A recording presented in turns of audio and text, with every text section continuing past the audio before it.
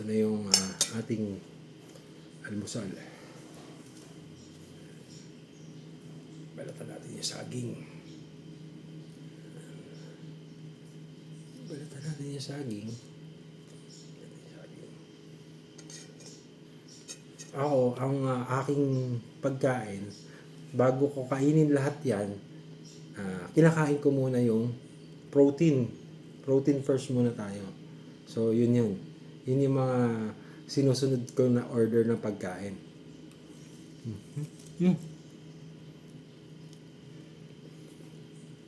Ito, chicken skin. Hindi ako kumakain. Kumakain ako minsan, pero masyado naman mantika itong kinakain ko. Nga pala, ang ginamit ko palang mantika dito, kanina, para igisa yung garlic and onion, is yung iniipon kong fat ng pork. Pag nag-air fried ako ng pork, pag gumagawa ako ng lechon sa ng chicharon, iniipon ko yung mga fats. Yun ang ginagamit ko pag nagluluto ako. Natural fats. Kasi mas may tuwala ako sa fats ng galing sa pork kaysa sa fats na binibenta sa market. Kasi processed yun eh. Kahit sabihin na natin na ito yung mga ingredients, hindi pa rin ako sigurado. So ako, mas preferred ko yung yung natural fats lang. Kung yung hayop na yon na niluto ko is may fats, like salmon, manok, baboy, yun ang gagamitin ko sa kanila mismo. Minsan pag nagigisa ako, inuuna ko yung mga matatabang parte para magmantika. Pag lumabas na yung mantika nun, doon ako magigisa ng mga yung mga garlic, ganyan, onions.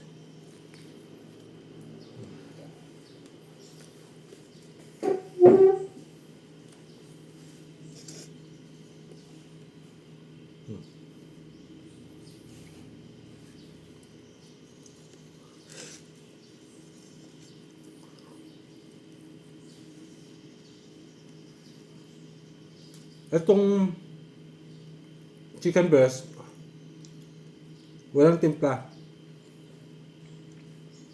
Hindi ko na siya sinisod. Hindi ko na muna siya sinisod. Bihira ako kumain ng hindi seasoned ngayon. Usually, lagi kinakain ko mga kagaya yung 2 days ago, hanggang kahapon, hanggang ngayon meron pa akong dinuguan eh.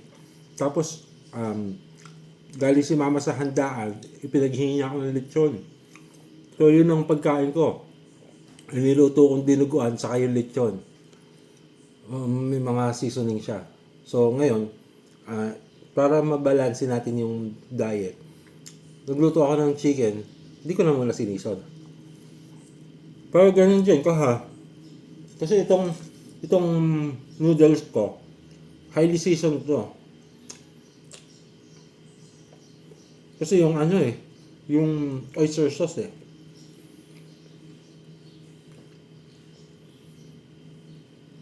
Alam niyo naman yung mga commercialized na oyster sauce. Ang gamit ko dito is yung dato puti. Grabe ang sangkap nun. Pag tignan mo yung niya, taas ng sodium, ang daming mga sangkap-sangkap. Dapat kasi pag sabi mo oyster sauce made from oyster. Diba? Dapat oyster lang. Pero kasi hindi Pagka commercialized na mga ganyan, hindi mo maiwasan, may mga sangkap na diba? Parang additional flavors, ganun. Pampasarap, Tapos nga pala, naglagay ako ng gumamit ako ng betchin. Naglagay ako ng MSG dito. Sabi ko, itong pasta, itong noodles, itong canton is highly seasoned na to. Hindi kompleto to kung walang lemon. Kukuha ko sandali ng lemon.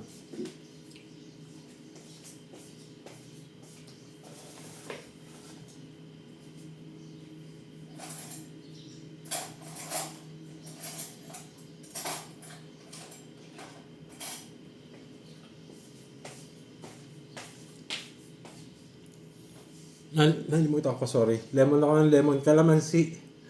Calamansi pala. Yan. Simula pagkabata ako, pag kumakain ako ng pasta. Ng pasta ko ng pasta. Ng noodles. Ng mga pansit, ganyan. Kahit sa mga lugaw-lugaw. Yan. Saka pansit. Hindi ako kakain yan ng walang kalamansi. Hindi ko na-enjoy pag walang kalamansi. Tapos nilagyan ko pala ng pepper to Tong noodles Nilagyan ko ng black pepper yan.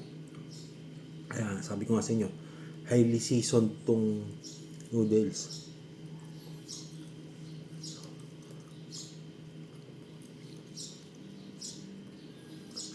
Ang boring ng chicken breast. Ang boring. Ang boring kainin, walang lasa. Walang lasa. Ang kunat. Kailangan ulit-ulitin. Nguyain. Parang gusto ko nang simulan yung noodles Gusto ko na magsimula sa noodles, grabe. Yan, lagyan na natin siya ng kalamansi para naka-ready na. Para sa akin, mas maasim, mas masarap ang noodles. Ang pansit. Yan. Mas maasim yan, mas masarap. Hindi na tayo magpapatis dyan kasi wala akong tiwala sa dato puti Sa tingin ko maalat yun Lapit ko na maubos yung chicken breast Munti na lang. Makapunta na ako sa noodles.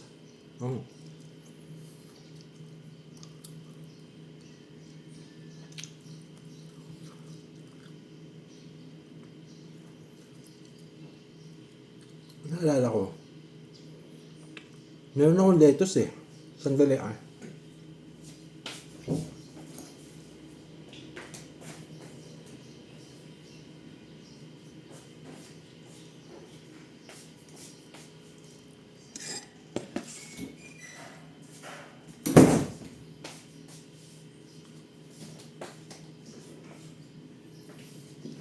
Ito yung kanina ko pa iniisip, sabi ko, parang itong meal ko, may kulang.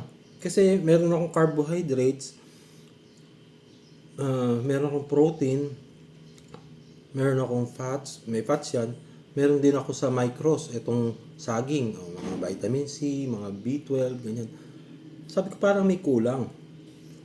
Alala ko, namili nga pala ako ng lettuce. So may lettuce ako dito. Kahit ilang piraso lang, kailangan natin laging i-incorporate ang fiber. Kasi, malaking tulong to paglinis ng digestive natin. Ng colon, bituka, small and large intestine. Small intestine yata. Hindi ako sure, basta kahit alin doon, nililinis niyan. Basta intestine. Kaya, kailangan, lagi tayong, every meal natin, merong fiber. Kahit anong form. Ako kasi, mas paborito ko kasi yung lettuce. Pwede naman kahit anong fiber Gusto nyo, broccoli, or yung ibang mga beans, yung mga green beans, yung mga ganun, sitaw. Basta, laging every meal, dapat may fiber. Makakatulong yan pagdating sa digestion. Saka sa pag-poop. Pagka kulang ka sa fiber, ang hirap mag-poop.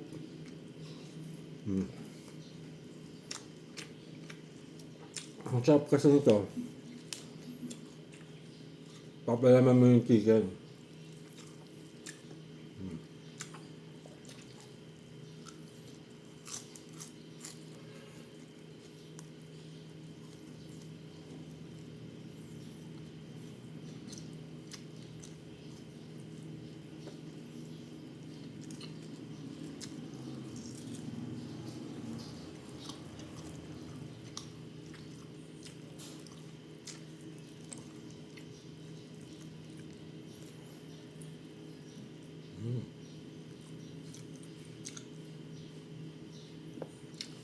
Ang sarap nung ano, ang sarap nung kanton. Natikman ko.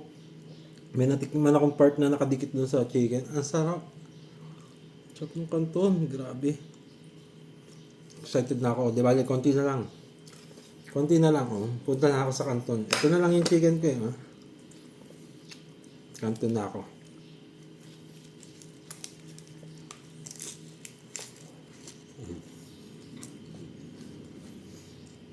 Hindi ito marami. Sobrang konti lang yung kinain kong lettuce. Sa normal na kinakain ko. Hindi man ito marami, pero at least, meron pa rin tayong lettuce. Importante yan eh. Fiber. Chicken breast, protein. At yung saging, sa sugar yan. Color dense food yan. Yung saging, hindi siya pang weight loss. Kaso, ito lang ang available na fruit ko today. Kasi namili ako eh. 1 kilo binili ko. So, kailangan ko ubusin yan. Hindi ko pwede tapon yan. So, kaya kahit hindi siya pang weight loss, kakainin ko siya. Importante kasi yung mga prutas. Ang prutas, iyan ang source natin ng micronutrients.